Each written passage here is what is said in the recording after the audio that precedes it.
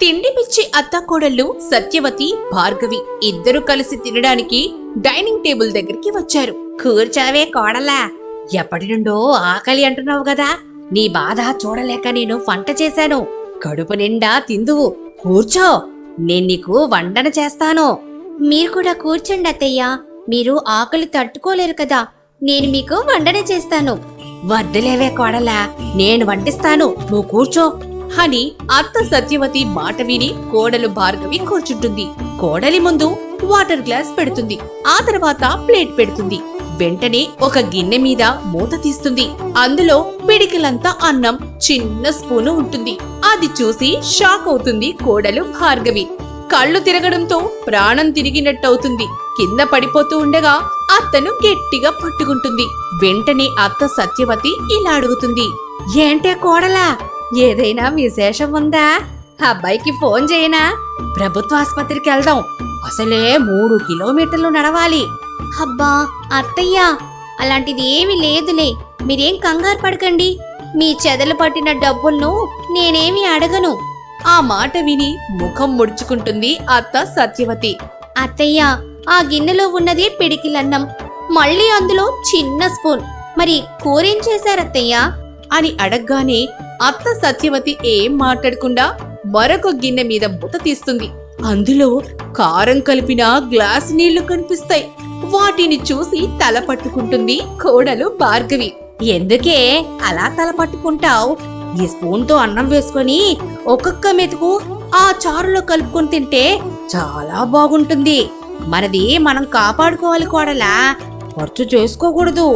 మీకు దండం అత్తయ్య, రండి ఇద్దరం కూర్చొని ఆ తినేదేదో ఇద్దరం తిందాం అని అత్త సత్యవతి చిన్న స్పూన్ తో కోడలి ప్లేట్లో 2 స్పూన్ల అన్నం వేసి ఇంత చారు పోస్తుంది.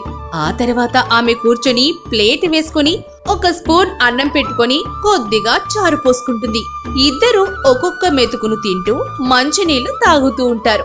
అత్తయ్య, ఇలా ఎంతసేపు తిందాం? ఎవరైనా మనల్ని భోజనానికి పిలిచే వరకు, లేకుంటే మనది ఎక్కడైనా భోజనం పెడుతున్నారని తెలిసే వరకు ఇలాగే తింటూ ఉంటే అప్పుడు మనకి ఆకలి గోలా తెలియదే పిచ్చుకోడలా. ఒకవేళ సాయంత్రం వరకు ఎవరు మనల్ని పిలవరు, ఎక్కడ మనకి భోజనం దొరకదు, అప్పుడు ఏంటి పరిస్థితి? ఇప్పుడే 2 స్పూన్లు అన్నం తింటున్నావు కదా, మళ్ళీ ఎలా ఆకలవుతుంది చెప్పు కోడలా అని అత్త సత్యవతి అనగానే కోడలు భార్గవి ఏం మాట్లాడకుండా అలా ఒక్కొక్క మెతుకు తింటూ ఉంటుంది. 10 నిమిషాల తర్వాత మళ్ళీ కోడలు భార్గవి ఇలా అంటుంది, అత్తయ్య, నా కడుపు కాలుతుంది. ఏంటి కోడలా, కడుపు కాలుతుందా? కొంపదీసి రాత్రి కరెంటు పోయినప్పుడు కిరోసిన్ తాగావా ఏంటి? అబ్బా అది కాదత్తయ్య, నాకు మస్తు ఆకలవుతోంది. మరి ఆకలవుతుందని చెప్పక కడుపు కాలుతుంది, ఎటో వెళ్తుందని అంటావే? ఆ మాటకొస్తే నాకు కూడా మస్తు కాలుతా ఉందిలే, నేను నీలాగా అనడం లేదు కదా. అత్తయ్య, డబ్బులు ఇవ్వండి, వంట సామాన్లు తెచ్చి వంట చేసుకుందాం. ఏం మాట్లాడుతున్నావు కోడలా, బుర్ర పని చేస్తుందా నీకు అసలు? బుర్ర పని చేస్తుంది కాబట్టే కదా అత్తయ్య ఆకలి చేస్తుంది. అయినా ఇప్పుడు అంతగా ఏం తప్పు మాట్లాడినాను అత్తయ్య? మహా తప్పు మాట అన్నావు కోడలా. మనం వంట చేసుకోవడమా, అది జరగని పని. మరి ఎలా అత్తయ్య, ఈ ఆకలి తట్టుకోలేకపోతున్నాను నేను అని కోడలు భార్గవి అంటూ ఉండగా కాలింగ్ బెల్ మోగిన శబ్దం వినపడుతుంది. ఆ శబ్దం తిండి పిచ్చి అత్తా కోడళ్లకు భోజనాలకు రండి అని పిలిచినట్లుగా వినపడింది. ఇద్దరూ గబుక్కున డైనింగ్ టేబుల్ దగ్గర నుండి లేచి పరుగు పరుగున గుమ్మం తలుపు దగ్గరికి వస్తారు. అత్త సత్యవతి తలుపు తెరుస్తుంది. నవ్వుతూ సువర్ణ కనపడుతుంది. నిరాశతో ఇద్దరి ముఖాలు చిన్నబుచ్చుకుంటాయి. నువ్వా సువర్ణ? ఎప్పుడూ లేనిది మా ఇంటి కాలింగ్ బెల్ కొట్టావు, ఏమిటి విషయం? ఆహా, ఏమీ లేదు సత్యవతి, మన పక్క వీధిలో సుభద్ర లేదు, పోయిందా? ఈరోజు తద్దిన భోజనాలు ఏమైనా పెడుతున్నారా? కోడలా రావే, పాపం మన సుభద్ర పోయిందట, వెళ్ళి ఆ తద్దినం భోజనాలు తినేసి వద్దాం, అలాగైనా దాని ఆత్మకు శాంతి లభిస్తుందే తల్లి అని అనగానే సువర్ణ ఆ మాటలకు షాక్ అవుతుంది. తను చెప్పడానికి వచ్చిందేమిటి, సత్యవతి అనుకుంటున్నది ఏమిటి అని అలా చూస్తూ ఉండిపోతుంది. ఏంటే సువర్ణ, బెల్లం కొట్టిన రాయిలా అలా ఉండిపోయావు. పద పద, సుభద్ర ఇంటికి వెళ్దాం. సుభద్రకు మీకు మాటలు లేవు కదా, మీరక్కడికొచ్చి ఏం చేస్తారు? మాట్లాడని సుభద్ర లేనప్పుడు ఇంకా ఈ పొట్టింపులు ఏంటి చెప్పు సువర్ణ. సుభద్ర లేకపోవడం ఏంటండి, రోకలి తిన్నా ఆరగించుకునేలా గట్టిగా ఉంటుంది. ఆ మాట విని అత్తా కోడళ్ళు అయోమయంగా ఇద్దరు ఒకరి ముఖాన్ని ఒకరు చూసుకుంటారు. కడుపు నిండా తినొచ్చు అన్న ఆశ నిరాశ అవుతుంది. మరి మా ఇంటికి ఎందుకు వచ్చావే, ముందు అది చెప్పు. ఏం పని పాట లేకుండా ఉండుంటుంది, అందుకే మనింటికి వచ్చింది అత్తయ్య. అది కాదు భార్గవి, సుభద్ర ఇంటి దగ్గర వాళ్ళ అమ్మాయి ఓణి ఫంక్షన్ ఉంది, నేను వెళ్తున్నాను, కాస్త మా ఇంటి వైపు చూస్తూ ఉండండి అని చెప్పి అక్కడి నుంచి వెళ్ళిపోతుంది సువర్ణ. వెంటనే ఆకలి అత్త కోడళ్ళు గలేలమని తలుపేసుకుంటారు. కోడలు భార్గవి బాధగా ముఖం పెట్టి అత్తని చూస్తుంది. అలా జాలిగా చూసేసరికి, నీ ఆకలి బాధ నాకు అర్థం అవుతుంది కోడలా, కానీ మనం ఒక సిద్ధాంతం పెట్టుకున్నప్పుడు దానికి కట్టుబడి ఉండాలి, తప్పదు. సరే పద, నాకు కూడా బాగా ఆకలిగా ఉంది. ఆ సుభద్ర ఇంటికెళ్ళి ఓ పట్టు వడదాం. ఆ సుభద్ర తన కూతురు ఓడి ఫంక్షన్ కి మనల్ని పిలవలేదు కదా అత్తయ్య. ఇద్దరం తిండి పిచ్చవాళ్ళమని దానికి తెలుసు కదా కోడలా, ఇంకెందుకు పిలుస్తుంది?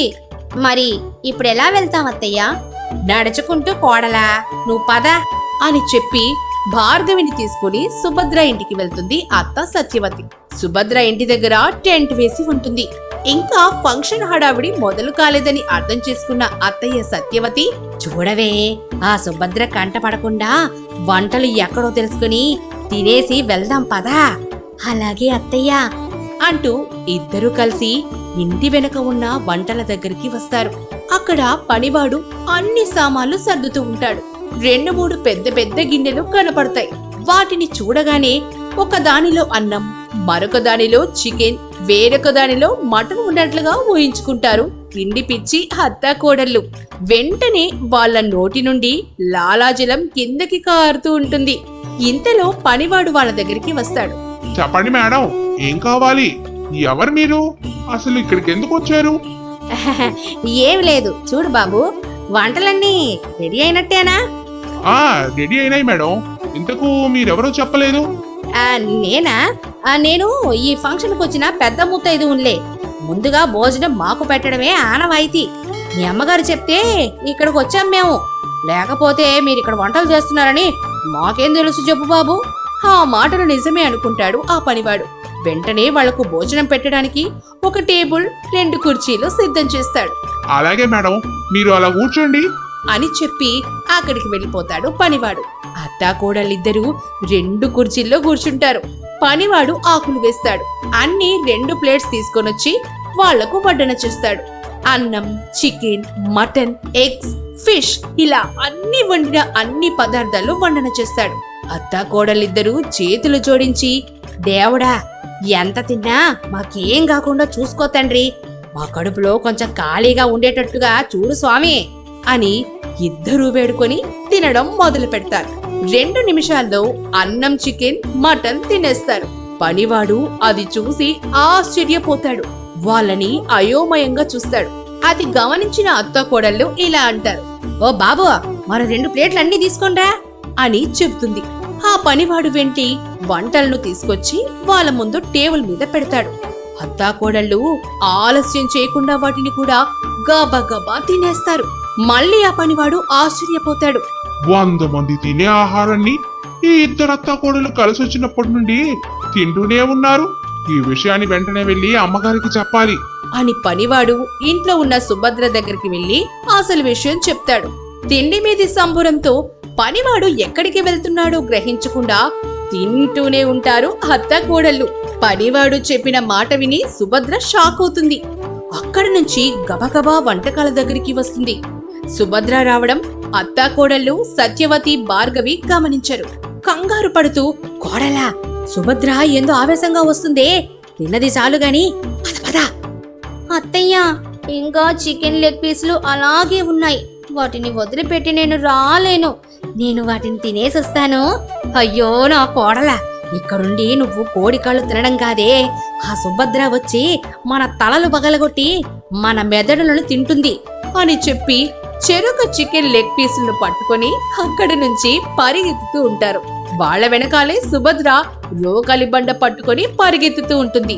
మిమ్మల్ని వదిలిపెట్టనే, తిన్నదంతా కక్కిపిస్తాను చూడండి నా తడాక అంటూ వాళ్ళ వెనకే పరిగెత్తుతూ ఉంటుంది. అలా అత్తాకోడళ్ళు దొరకకుండా ముందుకు పరిగెత్తుతూ ఉంటారు. వాళ్ళని పట్టుకోవాలని సుభద్ర పరిగిస్తూ ఉంటుంది. వామ్మో అత్తయ్య, మీరు నాకంటే లావుగా ఉన్నారు, వయసు మీద పడుతుంది, అయినా నాకంటే వేగంగా పరిగెత్తుతున్నారు. మీ పరుగు వెనకాల ఉన్న రహస్యం ఏమిటో చెప్పత్తయ్యా, నేను కూడా దానిని తింటాను. నీ తిండి గోల సల్లగుండా దానికి దొరికావంటే అప్పుడు ఉంటది మనకి దాని చేతుల్లో ఎక్కడ జరగని విచిత్రమైన పెళ్లి. ఏమిటి పెళ్ళా? మరి పరిగెత్తడం ఎందుకు అత్తయ్యా? పెళ్లి దగ్గరికి వెళ్ళి ఒక పట్టు పడదాం పదా. నీ ముఖమే, నీ ముఖం పెళ్ళంటే నాతో నీకు తాళి కట్టిస్తుంది, నీతో నాకు తాళి కట్టిస్తుంది. చిచి, ఇద్దరి ఆడవాళ్ళక? నాకు మీ అబ్బాయితో ఎప్పుడూ అయిపోయిందిగా పెళ్లి. ఇలా మాట్లాడుకుంటూ ముందుకు పరిగెత్తుతూ ఉంటారు.